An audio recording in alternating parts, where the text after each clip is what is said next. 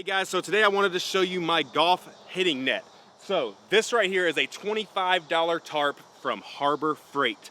That's right, so all the solutions that I looked for online were rather pricey, I guess, and I was just not very satisfied with the fact that I was gonna be paying $100+ for a net, and I'm like, this thing is just catching golf balls. Like, why does it have to be so expensive? 25 bucks at Harbor Freight, you can get one of these. I read some things online. There were very few posts and a few forums about this, and people were like, oh, you're gonna hit the ball through it. I can promise you, over 500 shots that I've hit into this net now, driver down to pitching wedge, you are not hitting anything through this net.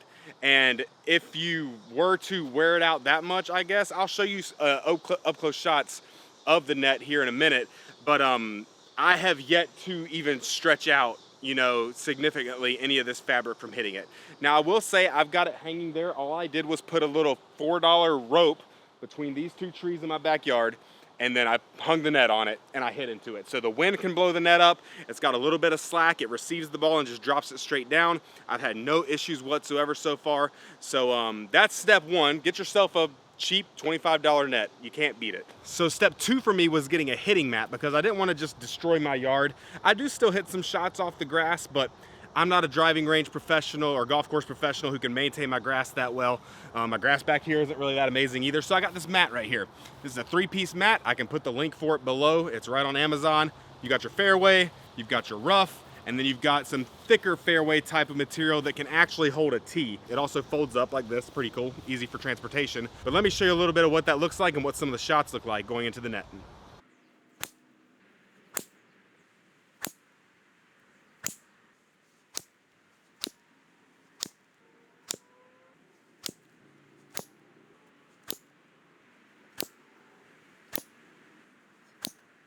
So if you notice, when the wind blows, it will blow this up. Now, you could anchor it down. There are grommets here at the bottom of the net that could be anchored down if you so desire to do that. I haven't done that specifically because, one, I'm not worried about the wind. It's not blowing that much here.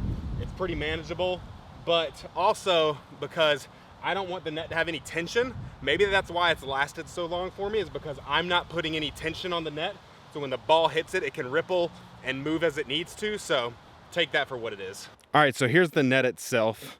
So if I bring it a little close, you can see some kind of, you know, I guess you could call it undulations in the net. If you look around the back here, you can kind of see some dimple indentations maybe from some of the last shots I just hit. Let me bring you down nice and low right here so you can see that one. I've done this, like I mentioned before, I would have to say roughly at least 500 shots. And I have yet to stretch the material enough for anything to be of concern. Like when you get close, like you can kind of see it stretched out down there, but yet none of these shots that I've taken in the past have even come close to going through the net. So there you have it. This is my cheap DIY golf hitting net. $25 Harbor Freight shade tarp, $30 hitting mat off Amazon, and you're off to the races. That's all you really need. You could set this up in your garage. You could set it up anywhere you want. There's no risk of hitting the ball through this. There is risk of shanking the ball around it, as I have proven to be factually true. But hey, it happens. Make sure you're aimed in a direction that isn't towards any cars or people's houses. That's vitally important. But hey, go get yourself this tarp, go get yourself this mat, or a mat, it doesn't matter which one, and have at it. I hope you enjoyed the video. Like, subscribe if you enjoyed it, and I'll catch you in the next one.